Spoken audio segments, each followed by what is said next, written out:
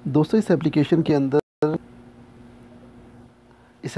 अंदर ना सिर्फ़ कुरान की मुख्तलिफ़ तफासीर हैं, बल्कि इसमें अहादीस का भी एक बहुत बड़ा ज़ख़ीरा मौजूद है। सबसे पहले हम कुरान की तफासीर की तरफ जाते हैं। ये कुरान, इसमें बहुत सारे ऑप्शंस हैं। अगर आप रोज़ाना की बुनियाद पर याद करना चाहते हैं कुरान को, तो वो भी आप कर सकते हैं। लेकिन अभी हम चलते हैं तफासीर की तरफ। दोस्तों, ये हमारे सामने कुरान विद ट्रांसलेशन ओपन हो चुका है। इसमें मुख्तलिफ़ ऑप्शंस हैं। अगर यहाँ से आप ट्रांसलेशन सिर्फ पढ़ना चाहते हैं तो आप वो भी कर सकते हैं, और अगर हाइड ट्रांसलेशन पे आप क्लिक करेंगे तो ट्रांसलेशन के बगैर सिर्फ अरबी आएगी। और इस तरह मुख्तलिफ इसके अंदर ऑप्शंस हैं, और फ़ॉन्ट साइज़ आप यहाँ से चेंज कर सकते हैं। मैंने 36 पे रखा हुआ है, और मोस्टली 36 ही चलता है, नॉर्मल होता है ये। और यहाँ से अगर आप तफासीर देखना चाहें तो आप यहाँ से देख सकते हैं, उसका भी ऑप्शन है यहाँ पे। तो जी हम आपको दिखा देते हैं। ये सबसे ऊपर वाला जो ऑप्शन है ये तफसीर का है। जब आप यहाँ से क्लिक करेंगे तो ये आपसे पूछेगी कि आप कौन सी तफसीर पढ़ना चाहते हैं। इसके अंदर किंज़ल ईमान है, और इसके अंदर और बहुत सारी तफसीर है।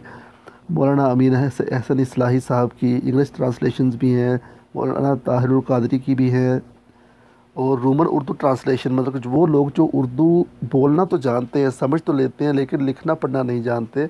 ऐसे ज़्यादातर लोग होते हैं जो ओवरसीज़ पाकिस्तानी होते हैं, क्योंकि उन्होंने सारी स्टडी इंग्लिश के अंदर की होती है, और वो रोमन इंग्लिश को जल्दी समझ पाते हैं।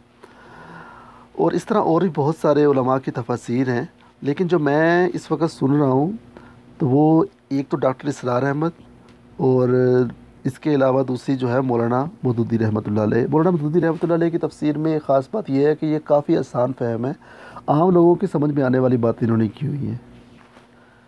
तो चलें हम चेक करते हैं।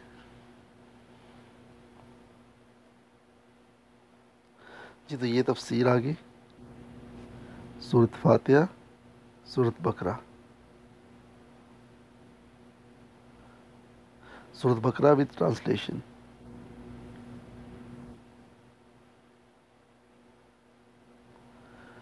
तो दोस्तों, इस तरह आप इससे बहुत सारा फ़ायदा उठा सकते हैं। अभी हम अहादीस की तरफ चलते हैं। यहाँ कुरान के साथ ही अहादीस का ऑप्शन है। यहाँ पे आप अगर क्लिक करेंगे तो यहाँ पे हदीस की सारी किताबें आपके सामने आ जाएंगी। और अगर आप देखते हैं इंटरनेशनल नंबरिंग के मुताबिक, आप देखते हैं फेसबुक के ऊपर, ट्विटर के ऊपर, और मुख्तलिफ़ मकामात पे जब कोई हदीस बयान की जाती है उसके साथ उसका नंबर भी रेफरेंस पे दिया जाता है। ये इस हदीस की ये नंबरिंग है, और ये इंटरनेशनल नंबरिंग है। तो वो आप यहाँ से चेक कर सकते हैं। जैसे कि हम सहीह तिरमिज़ी में जाते हैं, अभी हमने सर्च करना है कि आया कि वो हदीस नंबर जो दिया गया है वो हदीस सही भी है या नहीं। तो यहाँ से हम जाएंगे हदीस नंबर में, और यहाँ से फॉर एग्ज़ाम्पल हम चेक करते हैं 350 नंबर हदीस।